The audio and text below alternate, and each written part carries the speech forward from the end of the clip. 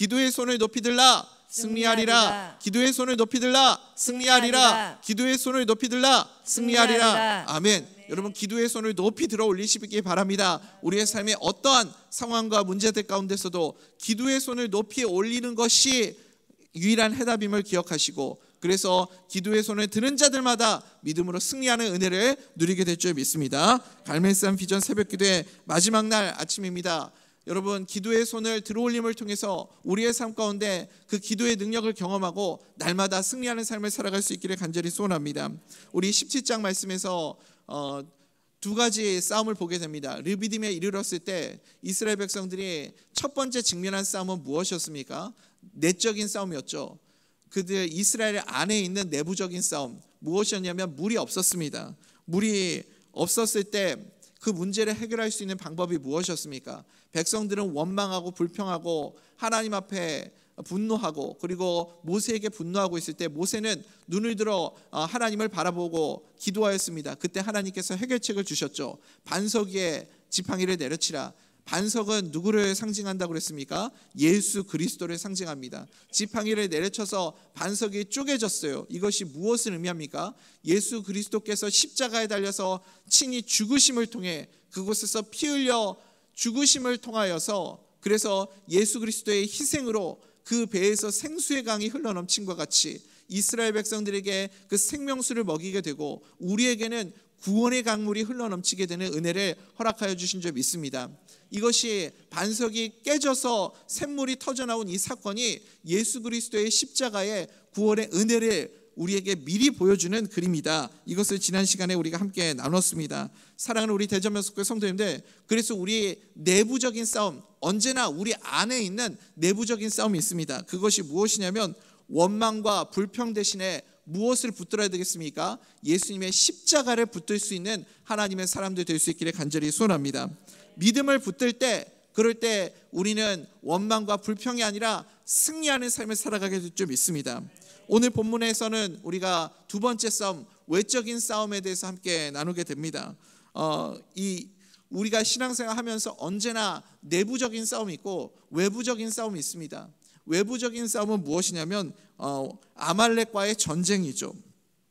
내부적인 싸움에서 우리가 붙들어야 할 것은 무엇이냐면 믿음이고, 그리고 외부적인 이 아말렉과의 싸움, 즉 이 마귀와의 싸움에서 오늘 가브리엘 성가대도 마귀들과 싸울지라 이 찬양을 했는데, 외부적인 마귀들과 싸움에서 우리가 승리하려면 무엇을 붙들어야 하는가?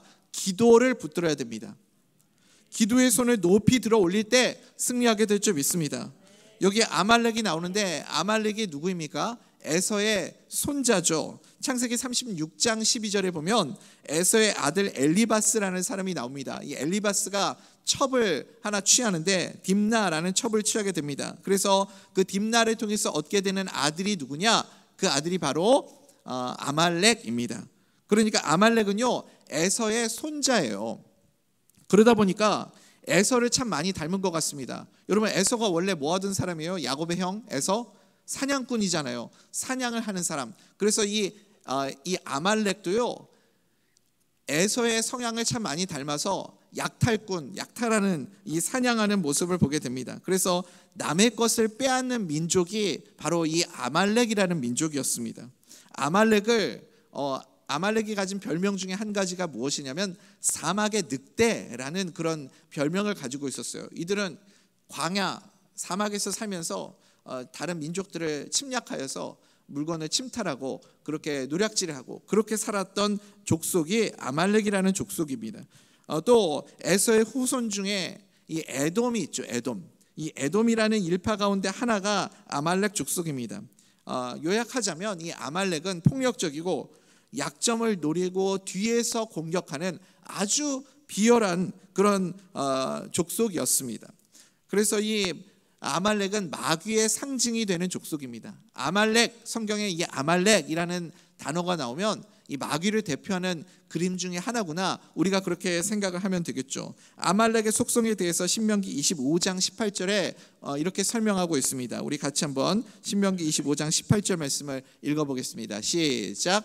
곧 그들이 너를 길에서 만나 내가 피곤할 때에 내 뒤에 떨어진 약한 자들을 쳤고 하나님을 두려워하지 아니하느니라. 아멘. 아멘. 그러니까 이 아말렉이라는 자들은 어떤 자들이니까 일단 우리가 피곤할 때 공격하는 자들이에요. 피곤할 때. 여러분 피곤하십니까? 마귀가 공격할 때입니다. 또 한 가지 아말렉의 특징이 무엇이냐면 뒤에 떨어져 있는 약한 자들을 공격한다는 거예요.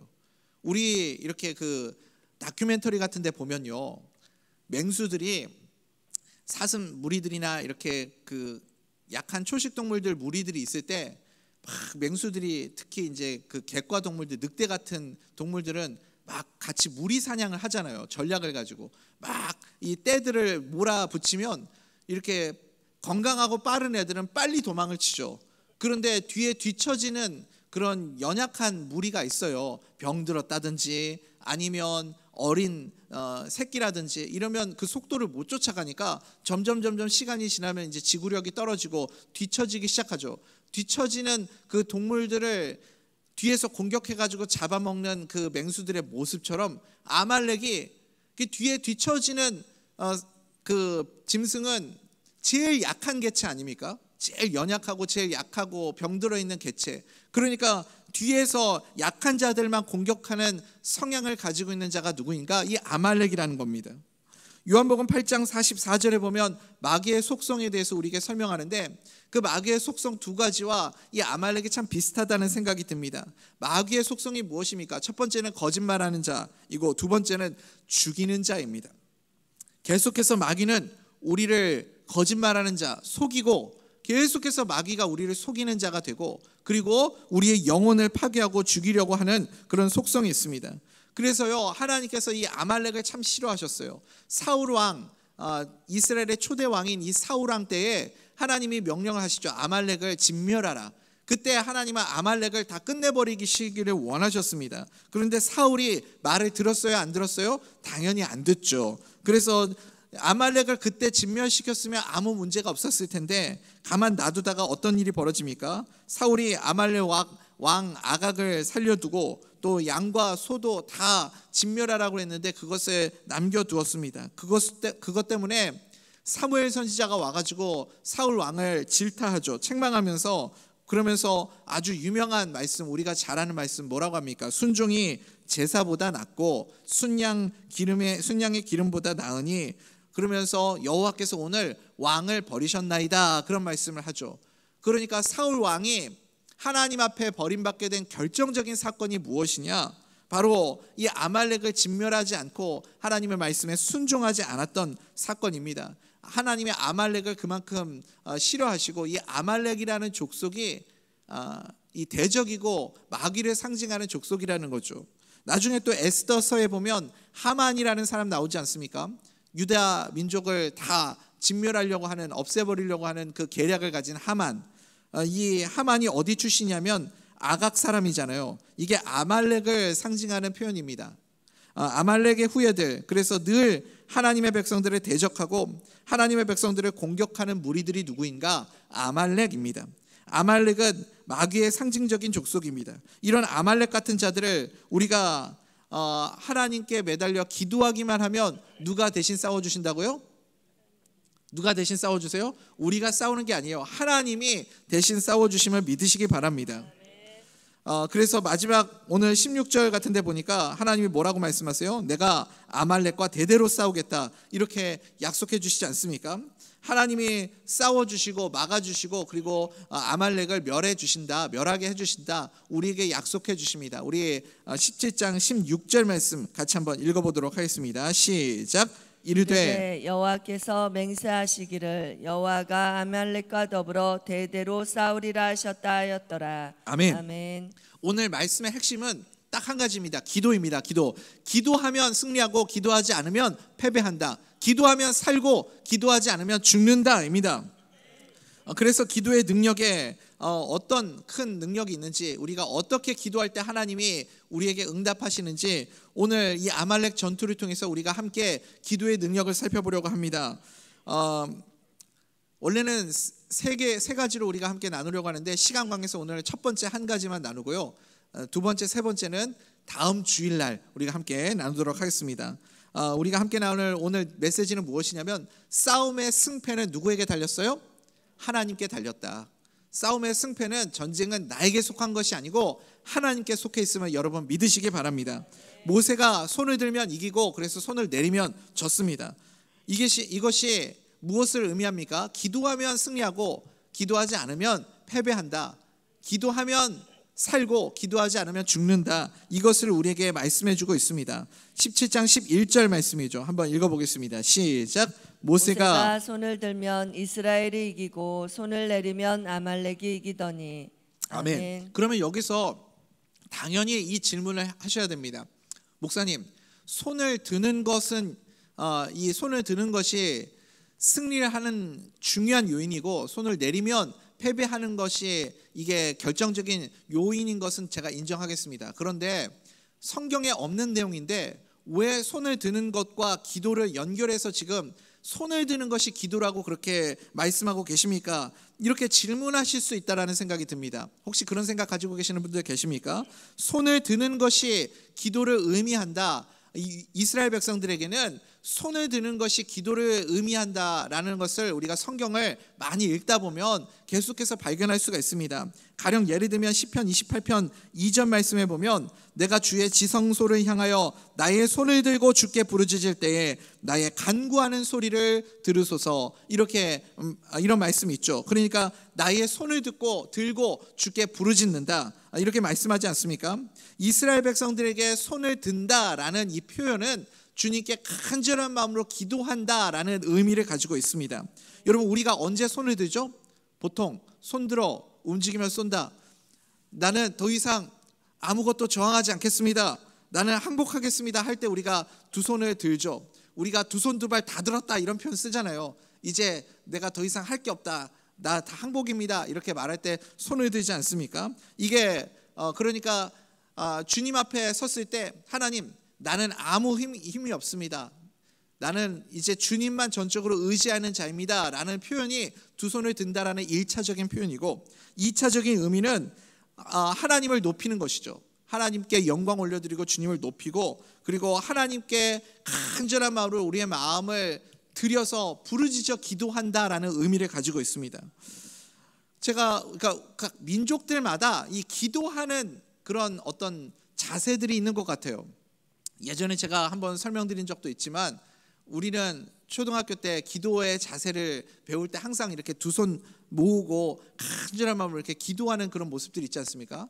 어렸을 때 생각해 보면 이 기도에 대한 에피소드들이 참 많은 것 같아요. 제가 하도 까불고 말 안 듣는 애들 둘이 예배 시간에 장난치고 그래가지고 이렇게 양손 붙잡고 기도한 적 있다고 그랬잖아요. 그랬더니 한 아이가 이게 두 손을 모아야 되는데 못 모으니까 이러고 기도했다고.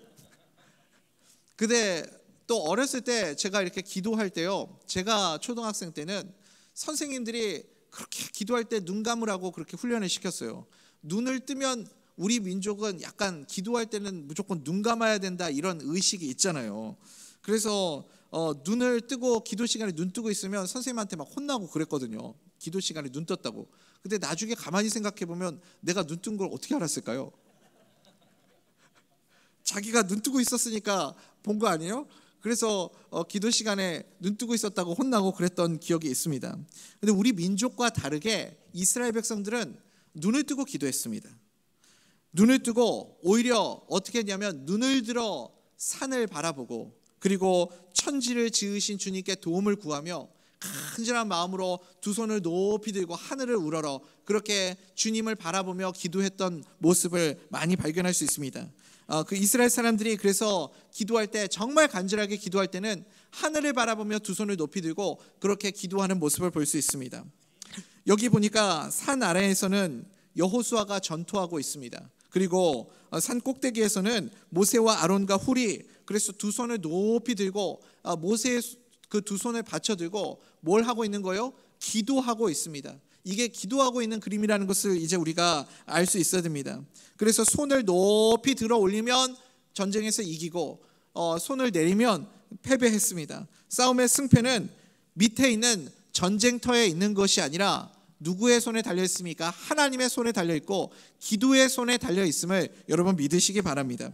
그래서 이 땅에 우리가 살아가면서요, 우리는 늘 눈에 보이는 현상들, 겉에 드러나는 것들을 바라보면서 판단하고 분별하려고 하지 않습니까? 사실은요, 우리 눈앞에 드러나는 이 현상들은 다 어디에서부터 비롯된 것이냐면 원인이 보이지 않는 것에서부터 이루어지는 것을 우리가 알아야 됩니다. 가령 예를 들자면 우리가 어떤 행동을 하죠. 저 사람 왜 저런 행동을 하지? 저런 어떤 이상한 모습들을 보이지? 그 사람의 겉이 드러나는 이런 행동도 원인이 무엇이냐면 다 그 사람의 정신세계에서 나온 거 아닙니까? 그 사람의 생각에서 행동이 비롯된 것이잖아요. 이해가 되세요?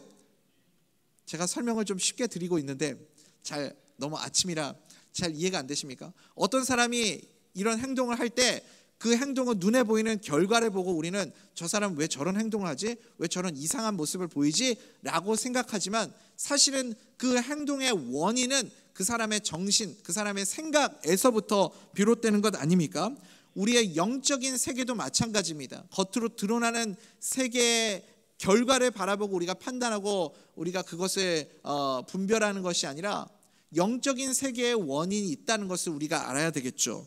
히브리서 11장 3절 보니까 보이는 것은 나타난 것으로 말미암음이 아니에요, 이런 말씀이 있습니다. 우리가 눈에 보이는 것, 드러나는 것, 이것으로 원인 삼으면 되지 않는다라는 거죠.